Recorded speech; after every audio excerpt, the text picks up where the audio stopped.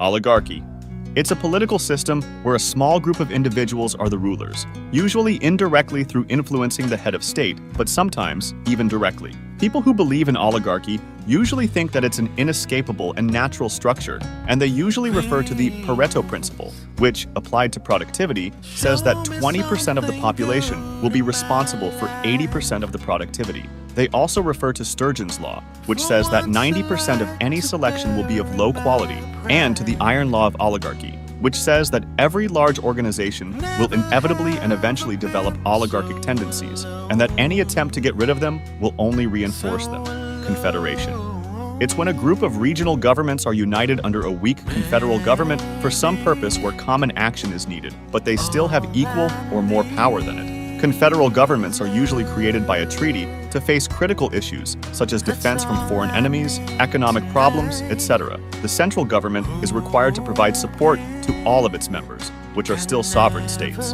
Federation. This combines a general central government called federal with regional governments dividing the powers between the two. It differs from a confederation, since a federal government has much more power than a confederate one. Regional governments in a federation still have autonomy and the power to choose their own laws, but they cannot be entirely independent like in a confederation. The United States, Germany, Switzerland, Canada, etc. are examples of federations. Plutocracy. It's a society ruled or controlled by the rich and wealthy. This one is not rooted in any established political philosophy, but it's used as a pejorative to describe real-world governments. Monarchy. In a monarchy, the ruler is called the monarch, and he's the head of state for life or until abdication. The monarch's power may vary from restricted and symbolic, like in a constitutional monarchy, where his powers are limited by a set of rules written in a constitution, to infinite and exclusive, like in an absolute monarchy, where he's the only ruler. Most of the time, political power in monarchies is passed through inheritance, often building long dynasties. Republic.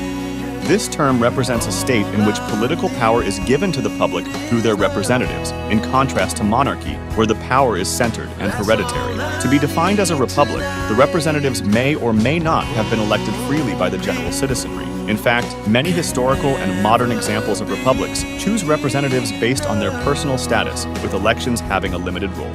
Aristocracy.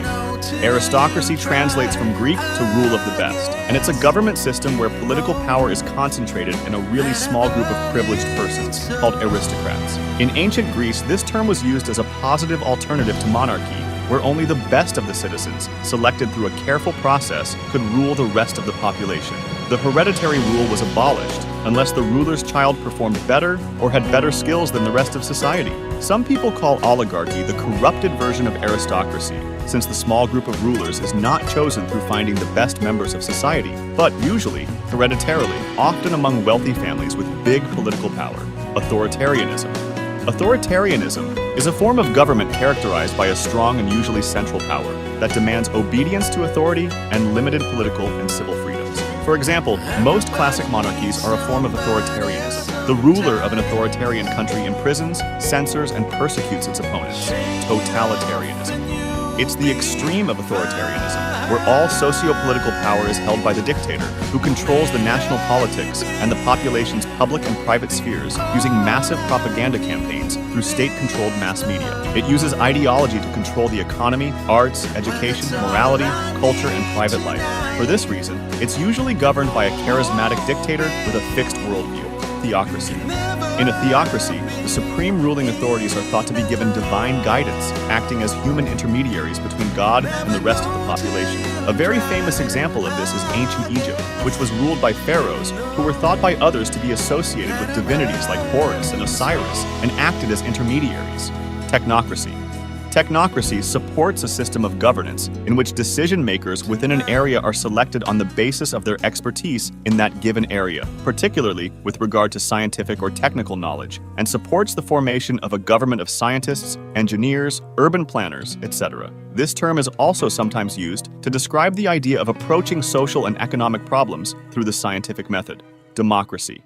Democracy translates from Greek to rule of the people, and it's a system where the general population of a state has political power. Its main characteristic is elections, where people can vote for laws in a direct democracy, or for representatives who make laws for them in representative democracies. Democracy has a lot of variants, like parliamentary democracy, where the voters first choose the members who serve in a parliament, the legislative branch that creates laws, and then the elected members of said parliament choose who leads the executive branch, which has the purpose of executing the laws. This chosen figure can keep its political power until the parliament removes its support. Presidential democracy, on the other hand, sees the president as the head of state and government, which does not derive its legitimacy from a parliament. This type of government relies on elections, and with at least 64 nations heading to the polls this year, Pew's latest survey comes at a vital time. While most people see representative democracy as a good way to govern their country, large shares of the public in many countries are open to non-democratic alternatives. I used today's sponsor, Ground News, to see the full picture and found 19 articles covering this new research. Up top, I can read a summary of this based on all the articles found from different political viewpoints. See any key differences in their coverage, or scroll down to read articles like this one coming straight from New Delhi, India, that says, Modi and Rahul are among the most popular leaders across 24 countries. Or this one based in Athens, Greece, that says,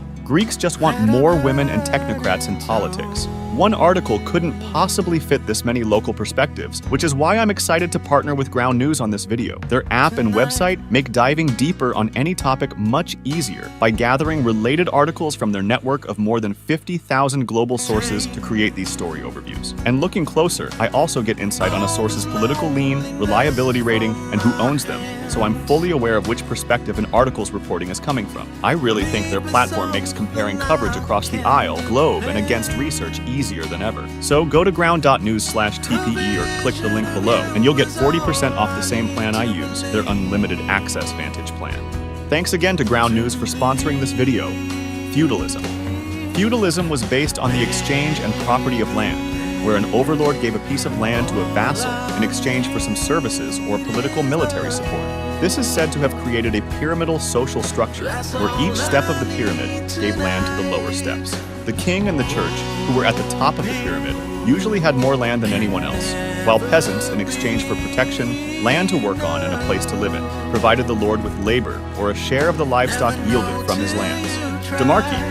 It's the most used political system in ancient Athens, and it consists of randomly selecting public officials or rulers. People who support this system usually say that it frees candidates from the campaigning process and makes them prioritize making policy decisions in front of them. Kleptocracy. It's a term used to describe a government mainly composed of corrupt leaders who use their political powers to give themselves the wealth of the general population they govern. It's different from plutocracy and oligarchy, since the rulers enrich themselves secretly and outside the law through bribes, special favors, or directly sending state funds to themselves. Kleptocrats are sometimes left unpunished, and they often export most of their profits to foreign nations in anticipation of losing power. Anarchy.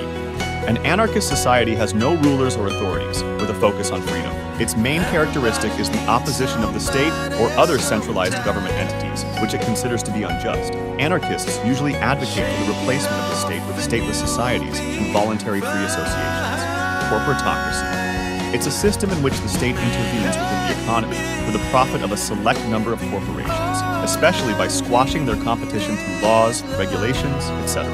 A variant of this system is called lemon socialism, which is a pejorative term used to describe a government that offers money to weak or bankrupt companies to save them and let them stay in the market. Socialist state.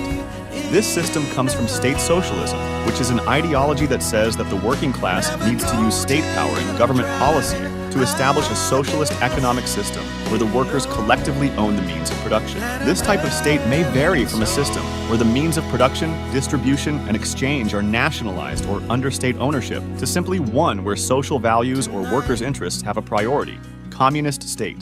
Communist states usually have the official aim of achieving socialism and progressing towards a communist society. They are usually a one-party state and administered through democratic centralism, which says that once a decision wins through democratic voting, it must not be further debated, and everyone needs to follow it, forbidding any further discussion and criticism that may disrupt unity in performing the action. The goal of this method is to speed up the decision-making process and to avoid decisions being undermined by participants whose views are in the minority. Geniocracy. Geniocracy advocates for a minimal criterion of intelligence for political candidates and voters. Most of the time, geniocracy's main criticism of current democracy is that politicians become more concerned with appealing to the masses through emotional appeal instead of making long-term critical decisions, and that political mandates are too important to be given just through popularity. Noocracy. It's a government system where authority is only given to the most knowledgeable and wise people. Traditionally,